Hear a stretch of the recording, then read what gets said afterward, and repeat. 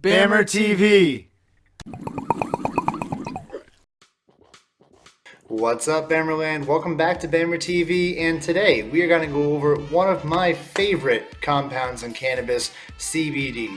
Now, CBD was originally discovered in the 1970s, and since then it's kind of had this up and down turmoil of legality and applications and what it can be used for.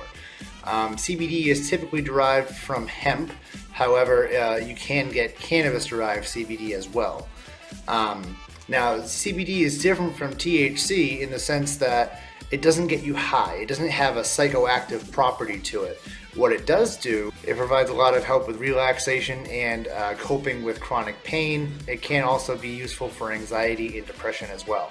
CBD is the second most abundant phytocannabinoid that is present inside of cannabis. The first one obviously being THC. CBD is typically being derived from hemp right now, as that is the less regulated form that it can be produced in. If it's cannabis derived, it falls under the FDA versus not having a strict regulation being hemp derived, and cannabis derived CBD is still technically illegal according to the Farm Bill of 2018, which is the piece of legislation that effectively legalized organized hemp farming. I have actually had a lot of personal experience with CBD. I have done my own personal CBD tinctures, and I have also done professionally made CBD edibles. There's a big question in the community about dosing for CBD, and the real key to this is trying your own varieties and really just tuning into your own body. Unfortunately, much like taking edibles, everyone's body processes CBD a little bit differently, so it's going to have a more pronounced effect on some people than it would on others. CBD is very absorbable into the brain. It does help with anxiety and depression, and there are some studies that show that it might even help with some forms of psychoses. CBD does have some side effects, but again, these are going to differ between person to person. Among the most reported ones are nausea, being all the way from slight to full nausea, feeling like you're going to be sick, and vomiting itself. Some people have also reported headaches.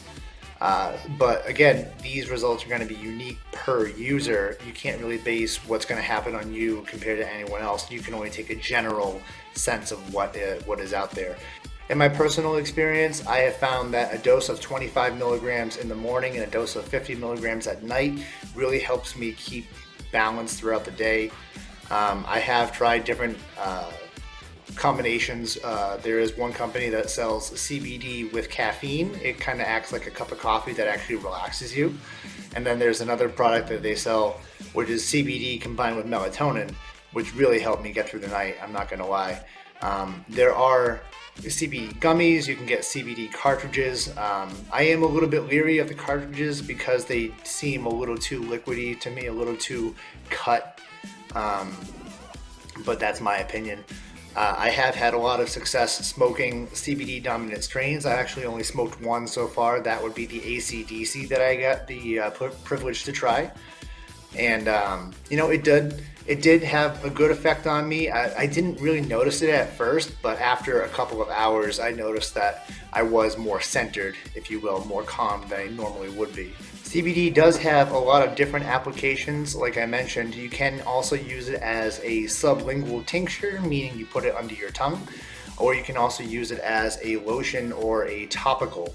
I'm a big fan of topical CBD. There are almost zero side effects to using topical CBD unless you're allergic to one of the components that they put it with. It does help a lot with headaches. I have some CBD serum that I rub on my forehead if I have headaches. It also is good for muscle spasms and things of that nature, general fatigue, muscle fatigue. It kind of acts like an Epsom salt bath without having to be submerged in a bath. So all in all, I think that CBD is a fantastic product. I will constantly be using it. It does have a few other properties that I have failed to mention in this video, but those are going to be covered in a different video coming up very soon.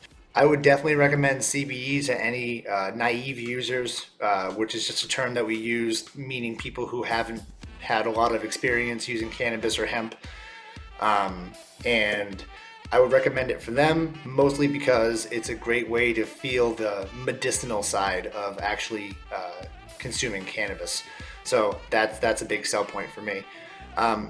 I hope I answered a couple of your questions today. Remember, for everything else weed and weed related, keep it here on BammerTV.